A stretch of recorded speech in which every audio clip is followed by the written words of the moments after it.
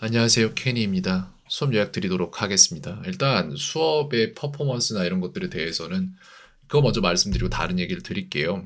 일단 아이들이 너무너무 잘해요. 솔직히 제가 전에 말씀드린 적이 있었잖아요. 레일라가 제 회화 수준을 넘은 것 같다라고 판단을 하는 나를 발견했다라는 말을 드린 적이 있는데 그게 한 글쎄요. 3달 전쯤일까요? 근데 그때 지명했던 사람이 레일라 한 명이었단 말이에요. 그리고 레일라가 저를 확실히 넘었다는 얘기도 아니었단 말이에요. 근데 지금은 레일라랑 레일라가 넘은 것 같고, 그리고 스텔라가 바짝 따라오고 있고, 에리얼 같은 경우에도 오늘 말을 되게 잘했어요. 잘한 게 아니라, 그러니까 못하는 건 아닌데, 원래 못하는 게 아닌데, 근데 말을 길게 하려고 의식적으로 안 해도 길게 나오는 모습을 보이더라고요. 그런 식으로 디베이트를 굉장히 잘 진행을 했고요.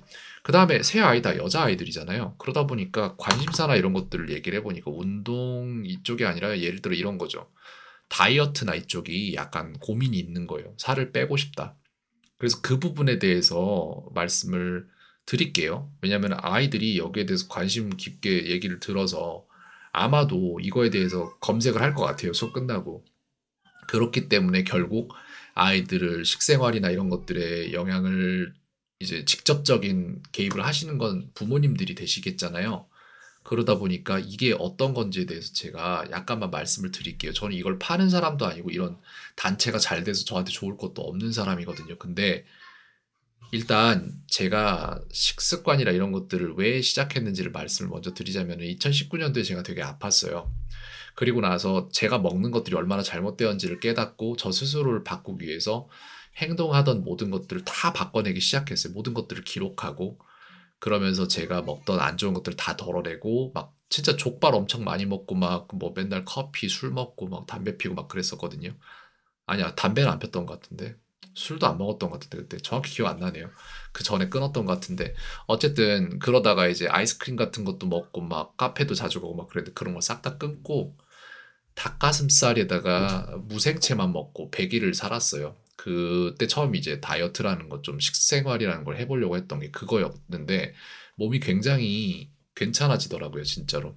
닭가슴살 그 맛없는 거 먹으면 토할 것 같은 거에 그 안에 진짜로 그 밍밍함 속에 맛이 다 들어있다는 걸 나중에 알게 됐어요. 족발을 아무리 먹어도 만족이 안 되는데 반대급부에 있는 이제 닭가슴살만 먹으니까 나중에는 제가 잘못되어 있던 몸의 균형이 잡히면서 그런 것 안에서 맛이 다 느껴지더라고요. 너무 맛있게 잘 먹었습니다, 진짜. 근데 문제는 그렇게 먹어도 배가 고파요, 항상. 그러다가 나중에 이제 이런저런 것들을 많이 시도했지만 가르치는 아이 중에 ADHD 문제가 정말 심각한 아이가 있었고 그 아이가 문제가 좋은 선생이 와도 소용이 없어요. 제가 아무리 가서 뭘 해주려고 해도 소용이 없었던 이유는 뭐냐면은 아이의 기억력이 3초를 못 넘어요. 제가 무슨 얘기를 해도 못 들어요.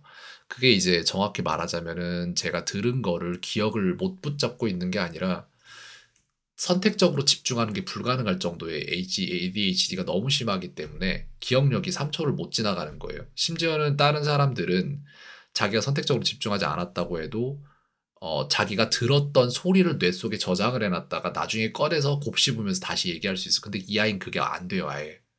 그냥 진짜로 들은 적이 없는 사람이 되어 있는 거예요.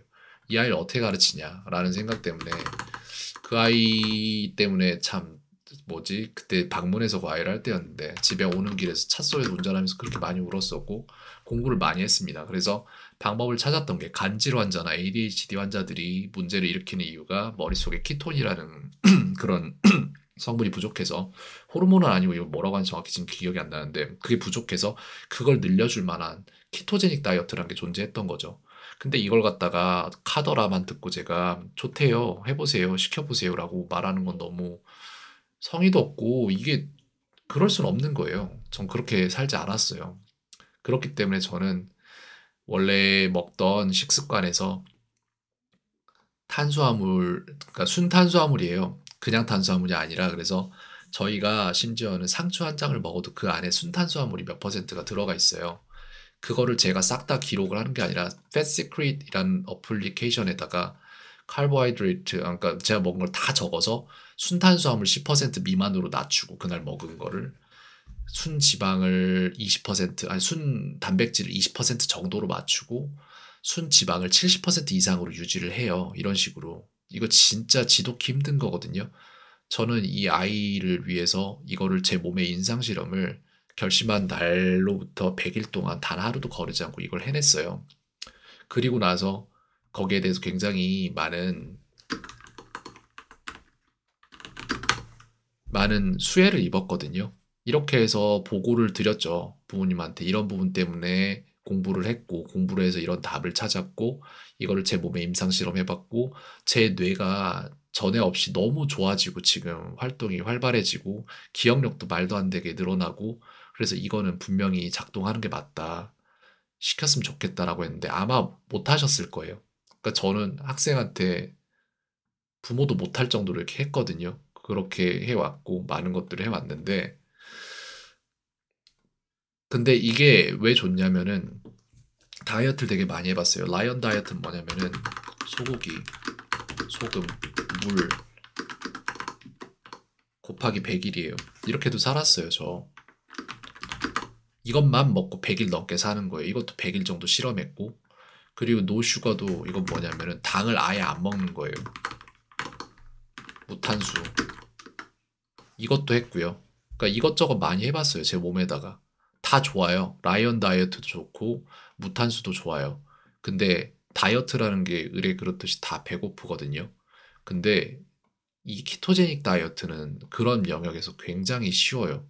처음에 적응하는데 약간 힘든데 나중에 적응되면 쉽고 그리고 이게 재밌어요. 아이들이 알아야 될 거, 그리고 모든 사람들이 알아야 될 건데 말을 안 해요. 지방은 사람을 살찌우지 않아요. 지방 아무리 먹어도 살 안 쪄요. 지방 때문에 사람이 살찌는 게 아니라 탄수화물이 사람을 살찌우거든요.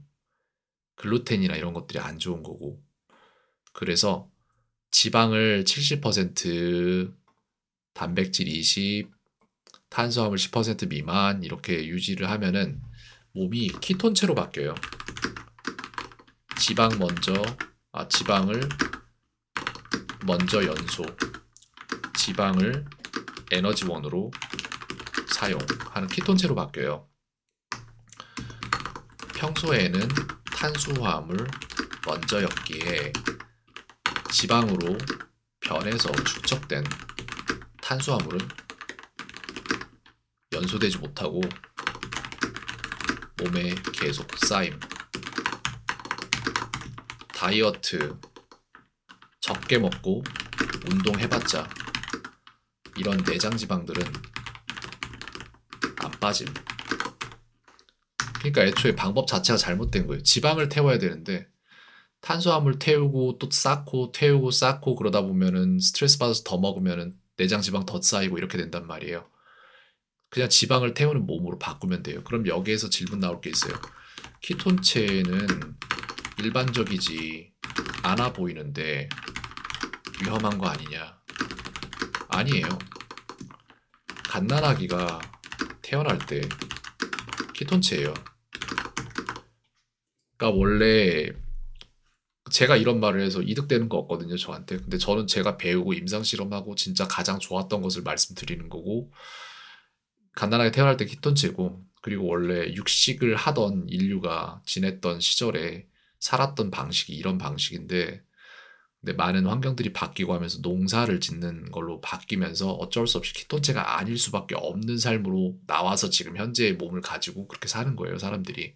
그렇기 때문에 사실상은 이게 키톤체로 돌아가는 게 원래는 더 자연스러운 거고, 그리고 이 위에 말씀드렸던 아까 ADHD 그런 문제들이나 아이들이 겪는 선택적 집중이 안 되는 문제들이라든지 내지는 감정 조절의 문제라든지 호르몬의 문제라든지 이런 것들이 저희가 지금 생각하는 것처럼 몸에 쌓인 지방에서 문제가 있으니까 지방을 먹으면 안 된다라고 생각하겠지만 그 지방도 지방 맞는데 과정이 완전히 달라요.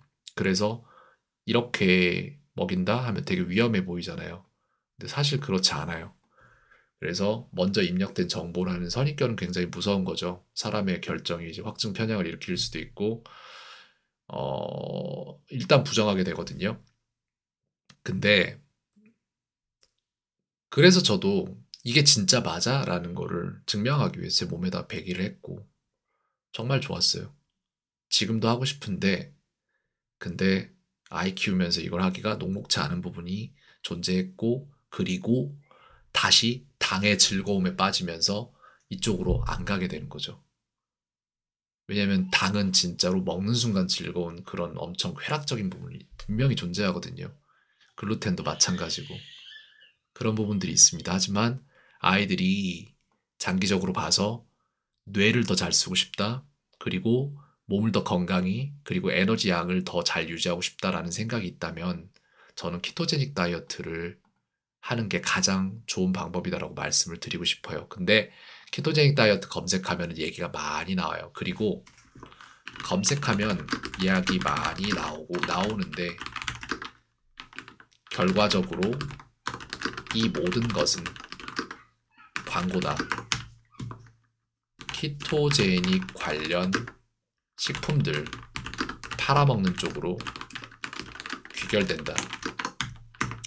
인공적인 그런 제품 없이 그냥 자연에서 얻어지는 고기, 식물 다 좋은 거 아니에요. 식물, 위험한 식물 굉장히 많으니 또 공부해야 함. 그리고 또 뭐가 있죠? 콩도 마찬가지. 콩도 위험해요. 콩 되게 위험해요. 그리고 또 고기랑 식물이랑 그 다음에 뭐가 있지? 내가 뭘 말해야 되지? 아, 지방은 초지방 목류. 무조건 초지방 목류.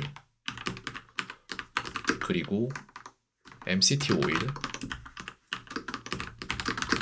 다만 이거는 한쪽에서는 아직 연구가 충분히 이루어지지 않은 프랭켄슈타인 푸드라고 불리고 이게 장누수를 유발할 수 있다는 이야기도 있으니 충분히 공부하고 접근. 그래서 이런 것들을 먹으면은 괜찮아요. 근데 이제 뭐 키토빵이네 뭐네 하면서 이제 쓸데없는 것들 먹고 그럼 또 이런 게 있단 말이에요. 근데 키토제닉 한다고 방탄커피, 버터커피죠. 마시다 난리 나는 사람들 있는데 그거 위험한 거 아니냐 라고 물을 수도 있어요. 그건 왜냐면은 버터커피를 버터커피를 먹는 이유가 순지방 70%를 채우기가 힘들고 공복에 이게 그렇게 좋고 또 뭐가 있지? 아 그래요. 그 에너지 진짜 먹고 하루 종일 에너지의 양과 질적인 측면에서 어마어마한 힘이 느껴지는 장점이 분명히 있음. 근데 이 모든 순지방 흡수량 증가의 목표가 몸을 키톤체로 바꾸는 데 있고 또 뭐가 있지? 이게 있고 그 다음에 그렇게 되려면 탄수화물 섭취를 10% 미만으로 줄여야 몸이 바뀌는데 아마도 대부분의 사람들이 실제로 이걸 해낼 의지력 따위가 없어요. 따위가 없음. 기록조차 안 하고 스스로 그냥 이쯤이면 10%, 20%, 70%겠지 하고 그냥 평소 먹던 대로 먹던 거에서 지방만 끼얹음. 그러니 지방을 먼저 연소하는 키톤체로 변한 적 없이 내장에 쌓이는 지방량만 늘어서 당연히 이게 폭탄이 됨.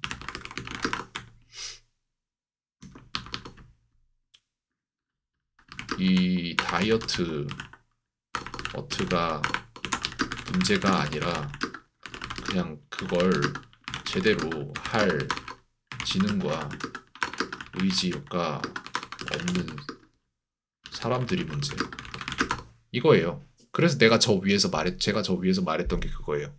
잘못된 제품들 먹으면서 막 빵 먹고 뭐 이것저것 다 먹으면서 막 무슨 키토제닉을 하겠대. 그걸 어떻게 해요? 진짜 자연스러운 음식만 먹으면서 하면 돼요.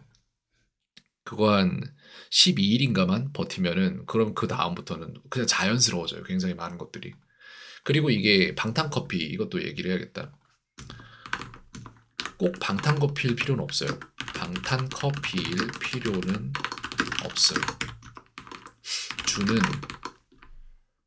초지방목류 버터 플러스 MCT 오일 내지는 코코넛 오일 등 이거고 거기에 다른 파우더류 같은 거 타서 먹을 수도 있어요. 바닐라 맛 이런 거 이렇게도 해요. 아이들 같은 경우에 어른들도 커피 별로 안 좋아하면 그렇게 할 수도 있고. 아 참고로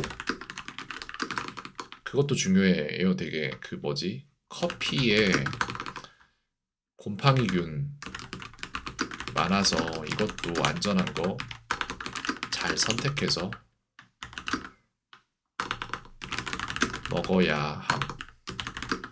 마이코톡신 조심해야 됩니다.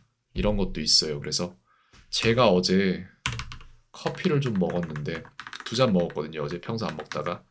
근데 첫 번째 먹었던 커피는 괜찮았어요. 그 헐리스 커피에서 먹었던 그거 괜찮았는데 다음에 먹었던 이제 그 뭐 인디는 아니고 뭐라고 해야 돼요. 그런데 그냥 다른 데 어디서 먹었는데 거기는 이제 브랜드가 있는 게 아니라 그냥 굉장히 크게 하는데요. 일산의 포레스트 아우팅 같은 비슷한 그런 분위기의 어떤 다른 데서 먹었는데요. 거기 커피는 제가 볼 때 분명 문제가 있어요. 근데 사람들은 먹다 보면은 이런 거 면역돼 가지고 자기는 못 느껴요. 의식적으로 못 느끼는데 몸에 정말 안 좋건 전 커피를 진짜 어쩌다 마시기 때문에 아는 거고. 그래서 커피도 되게 조심해서 먹어야 됩니다. 이상한 커피들 많아요. 제가 알기로. 아무튼 여기까지 말씀을 드리도록 하겠습니다.